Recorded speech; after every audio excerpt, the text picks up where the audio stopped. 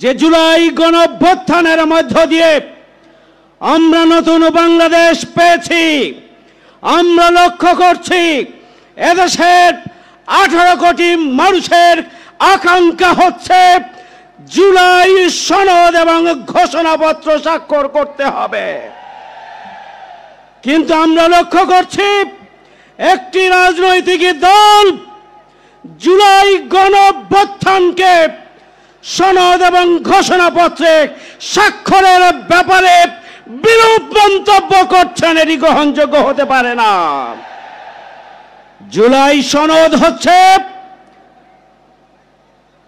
আমাদের July August আন্দোলনের যে ত্যাগ এবং কোরবানি, যে শহীদ এবং আহত, তাদের রক্তের বিনিময়ে যে নতুন বাংলাদেশ, সেই বাংলাদেশের সাংবিধানিক এবং আইনানুগ ভিত্তি রচনার জন্য জুলাই সনদ আমাদেরকে অবশ্যই স্বাক্ষর করতে হবে।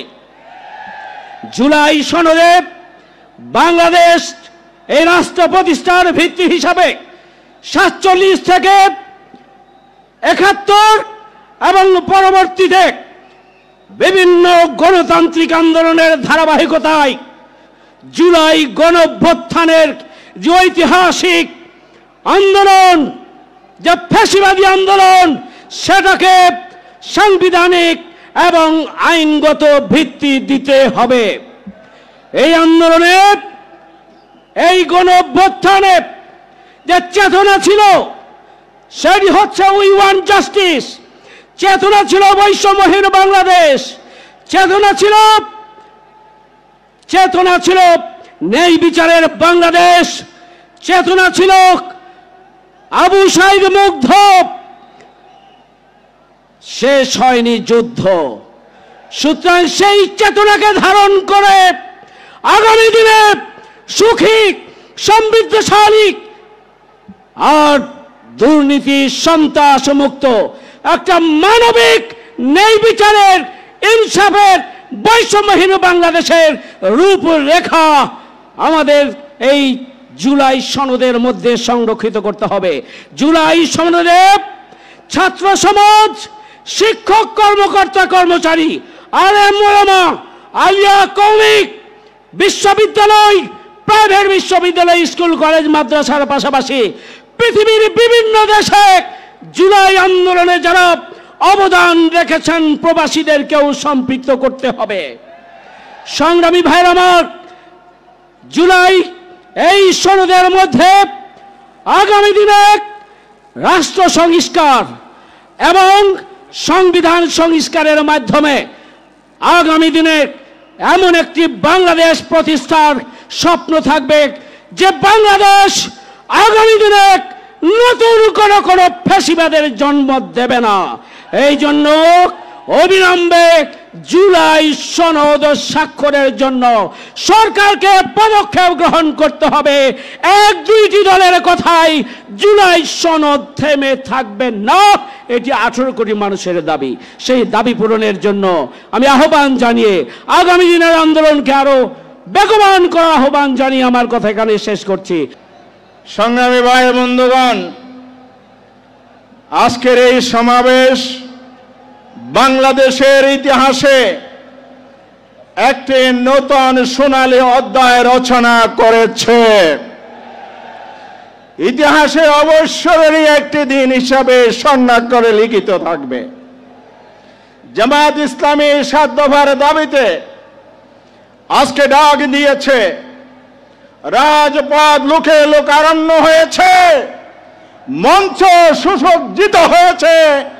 বাংলাদেশের সকল দেশপ্রেমিক, গণতান্ত্রিক, ইসলামী দলের শীর্ষ নেতৃবৃন্দ জাতির সাথে একাত্মতা ঘোষণা করছে। আমাদের 7 দফার দাবি শ্রদ্ধেয় আমির জামাত নেতৃবৃন্দ তুলে ধরবেন। একটি কথা বলে শেষ করতে চাই, বাংলাদেশে 54 বছরের ব্যর্থতার মূল কারণ কি? বাংলাদেশের ফ্যাসিবাদ দীর্ঘদিনের মানুষের অধিকার কেড়ে নেওয়ার মূল কারণ কি? কারণ অনেকগুলো থাকতে পারে, সবচাইতে মৌলিক এবং বড় কারণ হচ্ছে একটি ত্রুটিপূর্ণ নির্বাচন। বাংলাদেশের মতো ৫৫টি দেশ আজও ব্রিটিশ প্রবর্তিত পিটিটিপি পদ্ধতি, আসন ভিত্তিক প্রার্থী ভিত্তিক নির্বাচন চালু রয়েছে ব্রিটিশের প্রতি আনুগত্য প্রদর্শন স্বরূপ। আর গোটা দুনিয়ায় ইউরোপ, আফ্রিকা, এশিয়া মহাদেশের অসংখ্য দেশে, শতাধিক দেশে পিআর পদ্ধতি চালু রয়েছে। ৭ দফার অন্যতম দাবি, অবিলম্বে নির্বাচনকে যদি কালো টাকা, ফ্যাসিবাদ, নমিনেশন বাণিজ্য এবং মানুষের ভোটাধিকারের নিশ্চয়তা দিতে হয়, পিআর পদ্ধতি ছাড়া কোনো উপায় নাই, বিকল্প নাই, বিকল্প নাই, কোনো বিকল্প নাই। আজকে এই জাতীয় ঐক্যমতের ভিত্তিতে সরকারকে আহ্বান জানাবো, আপনারা সংস্কারের উদ্যোগ নিয়েছেন, সেখানেও আমরা লক্ষ্য করেছি বাংলাদেশের 2/3 বেশি দল পিআর পদ্ধতির পক্ষে মত দিয়েছে। আজকের মঞ্চে যারা আছেন, বাংলাদেশের সংখ্যাগরিষ্ঠ মানুষের ভোটের প্রতিনিধিত্ব এখানে উপস্থিত আছেন, আপনারা যোগ করে দেখে যান আপনাদের গোয়েন্দা সংস্থার রিপোর্টের মাধ্যমে। তাই কথা শেষ করছি, অবিলম্বে সরকারকে সংবিধানে পিআর পদ্ধতি অন্তর্ভুক্ত করার জন্য অবিলম্বে জুলাই সনদে সংস্কারের মাধ্যমে এই পদ্ধতি অনুসরণ করে নির্বাচনের ব্যবস্থার ঘোষণা প্রদান করতে হবে। অন্যথায় রাজপথের আন্দোলনের মাধ্যমে এই দাবি আমরা আদায় করে ছাড়ব ইনশাআল্লাহ। তাই আসুন, জনগণকে জাগ্রত করুন, পাড়ায় মহল্লায় আওয়াজ ছড়িয়ে দিন। এই বার্তা নিয়ে আমরা ফিরে যাব ইনশাআল্লাহ। আগামী নির্বাচন হবে পিআর পদ্ধতি এবং ভোট কেন্দ্র দখল বন্ধ হবে, দখলদারিত্ব উচ্ছেদ হবে, জনগণের ভোটের প্রতিফলন করবে, তার মাধ্যমে একটি সুশাসন বিপ্লবের চেতনা বাংলাদেশে সুপ্রতিষ্ঠিত হবে ইনশাআল্লাহ। আল্লাহ আমাদের তৌফিক দিন, আমিন। আসসালামু আলাইকুম ওয়া রাহমাতুল্লাহি ওয়া বারাকাতুহু। সংগ্রামী ভাই এবং বন্ধুগণ, আজকের এই ঐতিহাসিক জাতীয় সমাবেশে এখন আমাদের সামনে বক্তব্য রাখবেন বাংলাদেশ ইসলামী ছাত্র শিবিরের সংগ্রামী সাবেক কেন্দ্রীয় সভাপতি, বাংলাদেশ জামাত ইসলামী কেন্দ্রীয় নির্বাহী পরিষদের অন্যতম সদস্য, বাংলাদেশ জামাত ইসলামীর সংগ্রামী সহকারী সেক্রেটারি জেনারেল, অবিভক্ত ঢাকা মহানগরীর সংগ্রামী সাবেক আমির, জননেতা জনাব মাওলানা রফিকুল ইসলাম খান। আসসালামু আলাইকুম ওয়া রাহমাতুল্লাহি ওয়া বারাকাতুহু।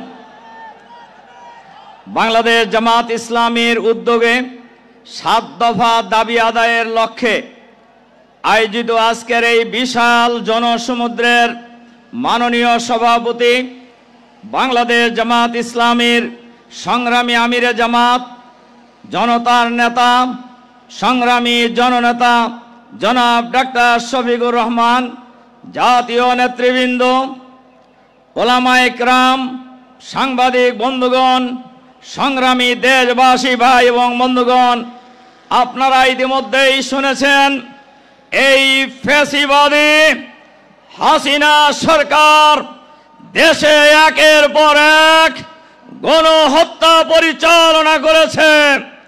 তারা গণহত্যা পরিচালনা করেছে 2006 সালের 28শে অক্টোবর পল্টনে গণহত্যা চালিয়েছে। তারা গণহত্যা চালিয়েছে পিলখানার সদর দপ্তরে দেশপ্রেমিক সেনা কর্মকর্তাদেরকে হত্যা করার মধ্য দিয়ে। তারা গণহত্যা চালিয়েছে শাপলা চত্বরে 2013 সালের 5ই মে আলেম ওলামাকে নির্বিচারে গণহত্যা চালিয়ে হত্যা করা হয়েছে। তারা হত্যা করেছে জামায়াত ইসলামীর আমির শহীদ আমিরে জামাত মাওলানা মতিউর রহমান নিজামী সহ জুডিশিয়াল গণহত্যার মধ্য দিয়ে জামাত নিশ্চিহ্ন করার জন্য তারা আমাদের নেতৃবৃন্দকে হত্যা করেছে। সর্বশেষ জুলাই বিপ্লবে হাজার হাজার মানুষকে হত্যা করেছে। বাংলাদেশের 18 কোটি মানুষের দাবি এই মুহূর্তে গণহত্যার বিচার করতে হবে। বিচারের নামে কোন তামাশা বাংলাদেশের জনগণ মেনে নেবে না। এখন পর্যন্ত 1 বছর চলে গিয়েছে, কোন বিচারই দৃশ্যমান হয় নাই। নির্বাচনের পূর্বেই বিচার কার্য শেষ করতে হবে। শুধু গুটি কয়েক লোকের বিচার করলেই হবে না। সরকারের ভিতরে বাইরে যত ফ্যাসিবাদের দোসর গণহত্যার সাথে জড়িত তাদেরকেও গ্রেফতার করে বিচারের আওতায় আনতে হবে। আমরা বাংলাদেশে ফ্যাসিবাদের কোন লম্ব জম্ব আর এক মুহূর্ত দেখতে চাই না। বাংলাদেশে কোন ফ্যাসিবাদী শাসন ফিরে আসতে দেওয়া হবে না। বাংলাদেশে কোন নতুন ফ্যাসিবাদ বাংলাদেশের মাটিতে আমরা প্রতিষ্ঠিত হতে দেব না। আপনারা কি এই স্লোগানের ভিত্তিতে ঐক্যবদ্ধ আছেন? আমরা বাংলাদেশে কোনো ফ্যাসিবাদ প্রতিষ্ঠিত হতে দেব না। আল্লাহ হাফেজ।